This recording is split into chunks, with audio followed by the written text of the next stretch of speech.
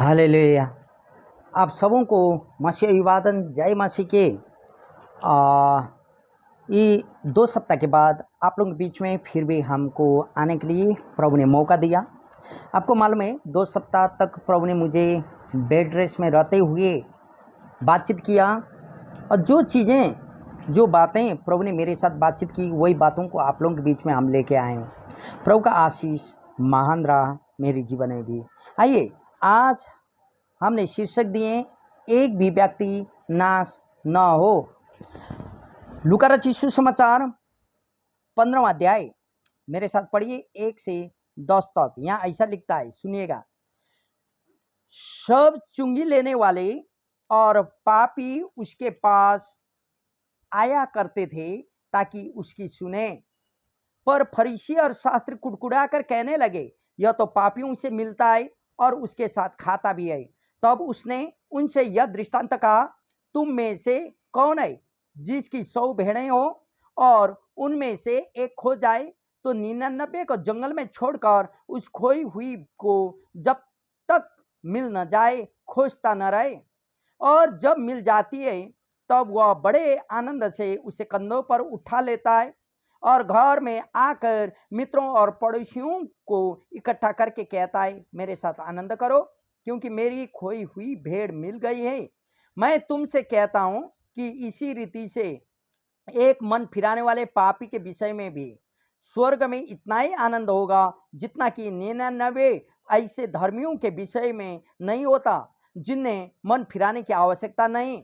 या कौन ऐसी स्त्री होगी जिसके पास 10 सिक्के हों और उनमें से एक खो जाए तो वह दिया जलाकर और घर झाड़ बुहार कर जब तक मिल न जाए जी लगाकर खोजती न रहे, और जब मिल जाता है तो वह अपनी सखियों और पड़ोसियों को इकट्ठा करके कहती है, मेरे साथ आनंद करो क्योंकि मेरा खोया हुआ सिक्का मिल गया है।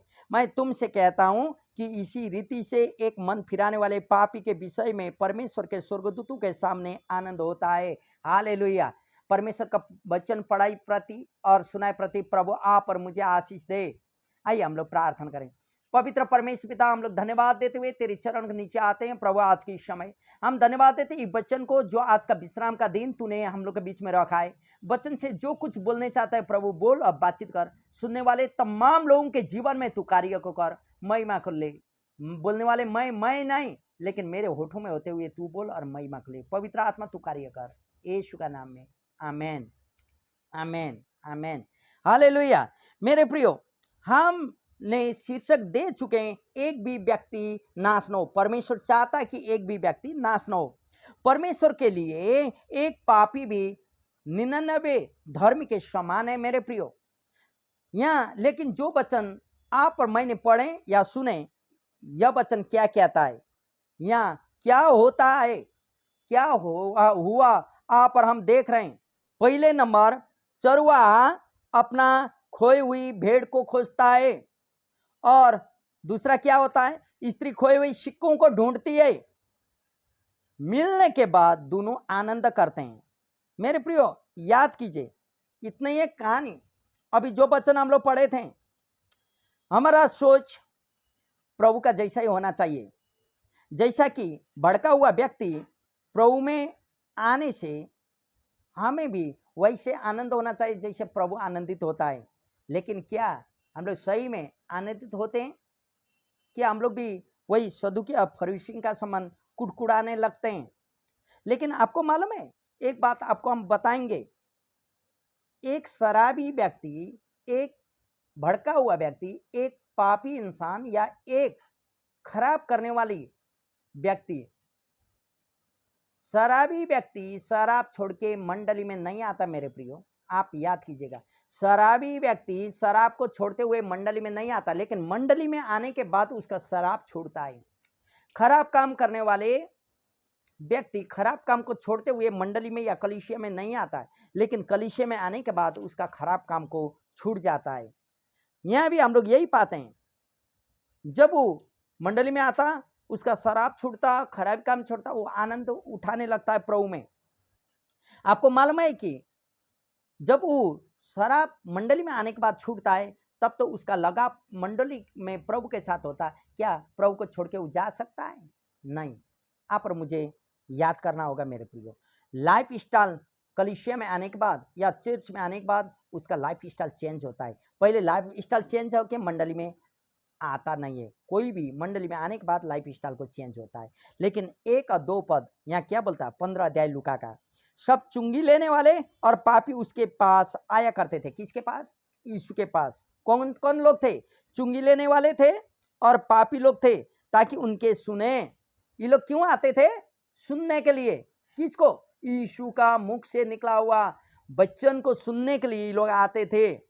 पर फरीसी और शास्त्री कुड़कुड़ा के कहते थे, यह तो पापियों से मिलता है और उनके साथ खाता और पीता भी है। मेरे प्रियो, हम यहाँ देखते हैं कि उन आशाहीनों और पापी समझे जाने वाले लोग यीशु के साथ संगति कर रहे, जो जिसके पास आशा नहीं था, मैं तो यही पाप में मर जाता हूं, मैं तो यही ऐसे लाइफ में मैं खत्म हो जाता हूं, बोलने वाले आशाहीन लोग। और जिसको लोग पापी समझते थे, वैसे लोग यीशु के पास आते हैं आशा पाने के लिए, यीशु को सुनते हैं मेरे प्रियो। जबकि धर्मगुरु उनको घृणा करते थे। यहाँ फरीसी और व्यवस्थापकों के द्वारा यीशु को विरोध होता है। आपको मालूम है, आशाहीन लोग जो समाज में भड़के हुए हैं, वो लोग आपके पास सुनने के लिए आते हैं, आपका जीवन को देखते हैं मेरे प्रियो। क्या आपका वचन सुनने के लिए ऐसे लोग आते हैं जो शांति पा सके, जो छुटकारा पा सके, जिसका जीवन में आशा रहे? नहीं तो मेरे प्रियो, आज का वचन आपके लिए सुनिएगा। यहाँ 3-4 पद क्या कहता है, सुनिए, हम पढ़ रहे हैं। तब उसने उनसे यह दृष्टांत कहा। कब कहा?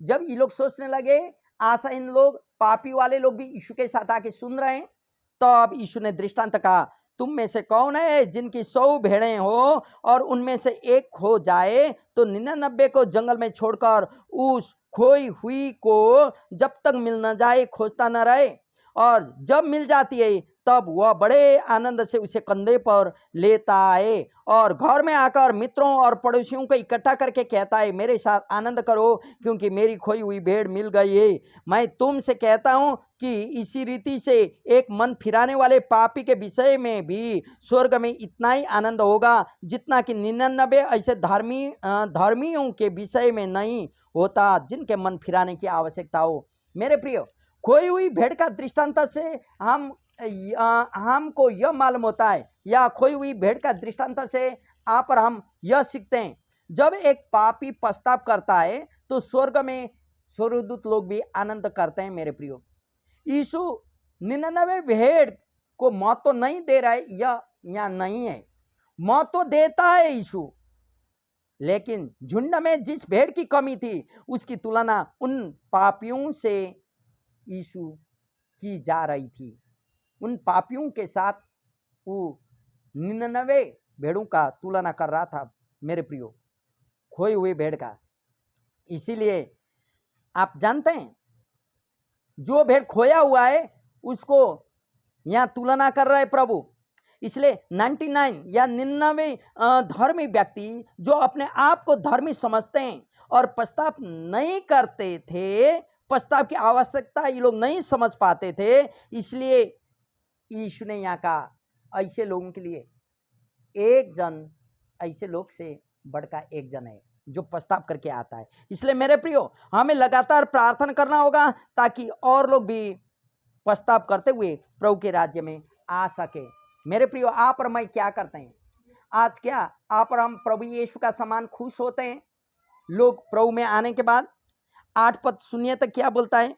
8 पद, कौन ऐसी स्त्री होगी जिसके पास 10 सिक्के हों और उनमें से एक खो जाए तो वह दिया जलाकर और घर झाड़ बुहाकर जब तक मिल न जाए जी लगाकर खोजती न रहे। हालेलुया। मेरे प्रियो, यहाँ खोए हुए सिक्कों का दृष्टांत से हम लोग को यह सीख मिलता है कि जब एक पापी पश्चाताप करता है, स्वर्ग में स्वर्गदूत भी आनंदित उठाते हैं। एक ही समझदारी में, एक ही चीजों में हम लोग आते हैं। स्त्री घर को तब तक बुहारती है और सावधानी के साथ खोजती रहती है जब तक कि वह शिकार न मिल जाए।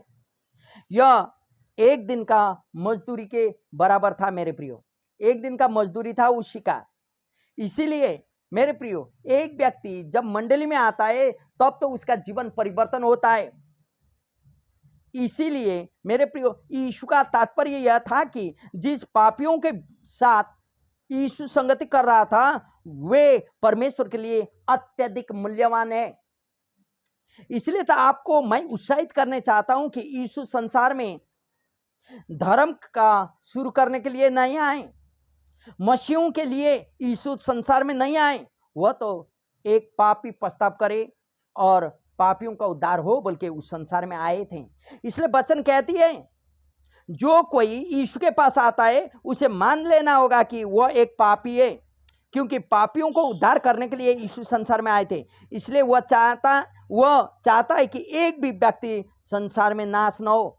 क्योंकि रोमियों की पुस्तक 10 अध्याय हम लोग पढ़ेंगे 9 और 10। रोमी 10 अध्याय 9 और 10 क्या बोलता है सुने, हम पढ़ के सुना रहे हैं। रोमी का 10 अध्याय यहाँ ऐसा बोलता है 9 पर कि यदि अपने मुंह से यीशु को प्रभु जानकर अंगीकार करे और अपने मन से विश्वास करे कि परमेश्वर ने उसे मरूभूमि से जिलाया तो तू निश्चय उद्धार पाएगा। क्योंकि धार्मिकता के लिए मन से विश्वास किया जाता है और उद्धार के लिए मुंह से अंगीकार किया जाता है। क्योंकि पवित्र शास्त्र यह कहता है जो कोई उस पर विश्वास करेगा वह लज्जित ना होगा।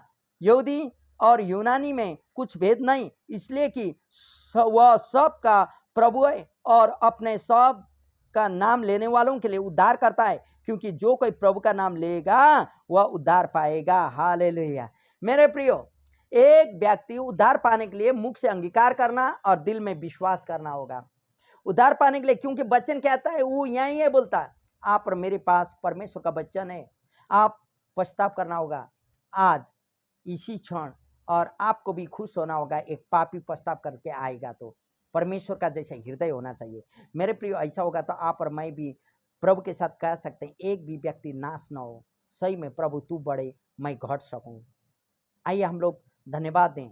आज फिर भी हम एक बार आपको यह उत्साहित करने चाहता हूँ। एक खराब भी आदमी, एक शराबी आदमी खराब काम छोड़ते हुए या शराब छोड़ते हुए मंडली में नहीं आता। वो मंडली में आने के बाद खराब काम भी छूटता और उसका शराब भी छूटता और वो उद्धार पाता। मेरे प्रियो, आप याद करें, आप और मेरे जीवन को भी देखें। हम लोग भी अच्छे व्यक्ति मंडली में आए नहीं थे, हम लोग भी खराब थे, लेकिन मंडली में आने के बाद हमें मालूम चला कि मैं उद्धार पाया हूँ। यीशु मसीह मुझे उद्धार देता है, दिया है। हालेलुया। आप सबों को प्रभु आशीष करे, अनुग्रह करे। वचन के द्वारा प्रभु आपके जीवन में बहुत सारे आशीष दे। आइए हम लोग प्रार्थना करें। पिता, हम धन्यवाद देते हैं आज के इस समय। प्रभु आज जहां से भी हो यूट्यूब के द्वारा ये मैसेज को सुन रहे हैं, कोई रोगी बीमारी अवस्था सुन रहे थे, यीशु छू और चंगाई कर दे। अभाव अपुग में है तो प्रभु जो बात जारे बनते हुए उपाय कर। रोगी बीमारी को जो बात रफा बनते हुए तू चंगाई कर। प्रभु अशांति में तो जो बात सालम बनते हुए शांति दे, अनुग्रह कर और महिमा के लिए धन्यवाद देता हूँ। प्रभु तूने मुझे भी चंगा किया, इसके लिए सारा बात में धन्यवाद। महिमा तेरी हो। यीशु तेरा उच्च सामर्थ्य नाम में शून्य ग्रहण करें। आमेन।